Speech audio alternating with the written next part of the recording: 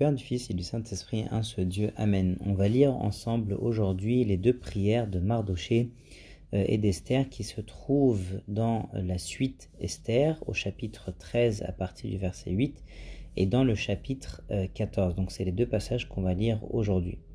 Et donc on commence par chapitre 13 à partir du verset 8 et c'est la prière de Mardochée. Mardochée pria le Seigneur et lui rappela toutes ses merveilles et lui dit: Seigneur, Seigneur, roi tout-puissant, tout est entre tes mains et personne ne peut s'opposer à toi si tu as décidé de sauver Israël. C'est toi qui as fait le ciel, la terre et toutes les merveilles qui sont sous le ciel. Tu es le Seigneur de toutes choses et personne ne peut te résister puisque tu es le Seigneur. Et ce qui est intéressant, c'est que dans les différents exemples de prières qu'on lit dans la Bible, c'est qu'elles se ressemblent en fait dans leur début, en ce qu'elles contiennent en fait une méditation sur les merveilles de Dieu ou sur les belles caractéristiques de Dieu. Pour l'instant, il n'y a aucune demande dans la prière. Pour l'instant, on dit à quel point Dieu il est magnifique. Et en quoi ces caractéristiques sont belles et merveilleuses et grandes en fait.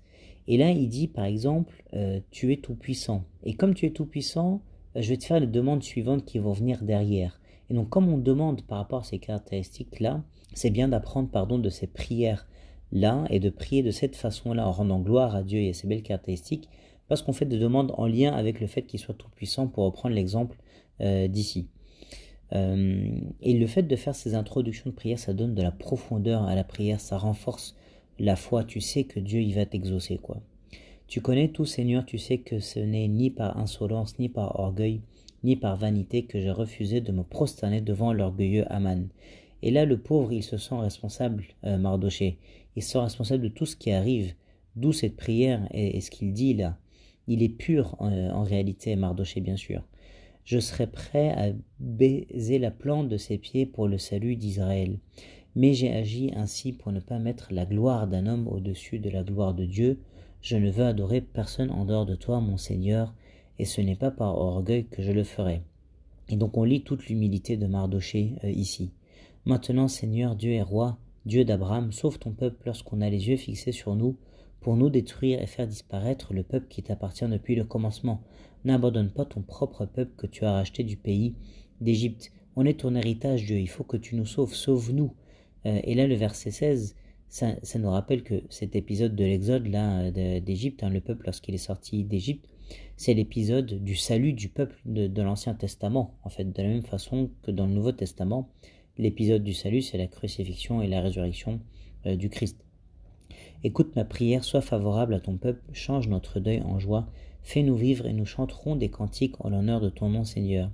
Ne fais pas disparaître ceux qui chantent tes louanges.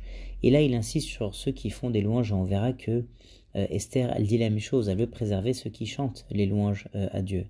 Et tout Israël crée de toutes ses forces car elle se voyait face à la mort. Et donc cette histoire-là, cette histoire d'Esther, de salut du peuple, c'est comme notre histoire de salut à nous. Satan, il veut notre mort tous les jours.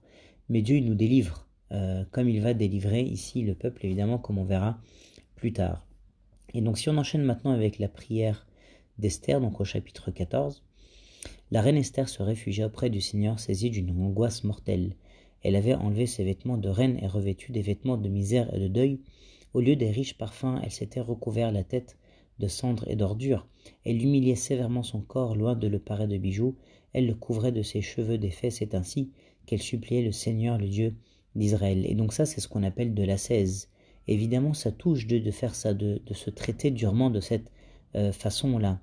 Et sans en arriver là, en fait, le fait de jeûner et de prier et de se fatiguer dans la prière, le jeûne, évidemment, tout ça, ça touche Dieu, et ça le touche sensiblement, évidemment. Il ne va pas être insensible à cette prière, Dieu, il y a ces efforts, et à ces efforts-là que l'on fait, évidemment. Et alors que ici, en plus pour Esther, elle est une reine, donc c'est absolument pas habituel de faire ça. Ô mon Seigneur, notre roi, tu es l'unique. Viens à mon secours, car je suis seul, et n'ai pas d'autre secours que toi, et je dois risquer ma vie. Ça, c'est une belle prière, évidemment, il faut qu'on prenne exemple sur cette prière de Mardochée et celle d'Esther. Depuis ma naissance, j'ai appris de mes pères que tu as choisi Israël parmi tous les peuples. Là, on voit qu'elle était bien éduquée. Et nos pères parmi tous leurs ancêtres. Tu as fait d'eux ton héritage et tu as accompli pour eux tes promesses. Mais alors nous avons péché contre toi et tu nous as livrés entre les mains de nos ennemis. Parce que nous avions servi leur Dieu, tu es juste Seigneur. Et là, c'est extrêmement important, ces deux versets-là. Pourquoi? Parce que la prière des saints, c'est de ne pas se plaindre auprès de Dieu, mais c'est de toujours dire ça, de dire que ce qui m'arrive, je le mérite. Ce qui m'arrive, c'est pour ma correction, c'est pour mon élévation. Je suis pécheur, en réalité, tout cela, je le mérite. Et effectivement, à un certain temps, ils servaient des dieux païens et des idoles. Euh, et donc, il faut s'inspirer évidemment de ça pour apprendre à prier, ne pas dire pourquoi dans la prière, mais de remercier Dieu qui corrige en fait ce qu'il aime, bien sûr. Et heureux ceux que le Seigneur corrige, bien sûr. Mais il ne leur suffit plus de voir notre triste esclavage, ils ont fait appel à leurs idoles pour ruiner le décret sorti de ta bouche. Et là, c'est très habile en quelque sorte de la part d'Esther. Pourquoi? Parce que si tu vas pas nous sauver à cause de nos œuvres ou de nos prières ou de nos demandes, Dieu, sauve-nous à cause de ton nom, œuvre pour ton nom, parce que si c'est le mal qui l'emporte à la fin, ça voudrait dire que leurs idoles sont plus forts que toi. Et donc c'est un peu la technique de prière d'Esther ici, c'est de remettre le sujet centré sur Dieu, de façon centrée sur Dieu et pas sur nous.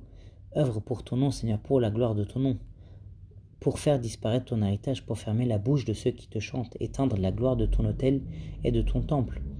Et là, on revoit encore une fois, comme je le disais tout à l'heure pour Mardoché, et pour Esther ici aussi, c'est important ceux qui chantent, et donc on ne veut pas que leur bouche soit fermée. Voici que les païens s'apprêtent à chanter la victoire de leurs idoles. Là, c'est la technique d'Esther, comme on vient de le dire, à s'extasier sans fin devant un roi qui n'est qu'un homme.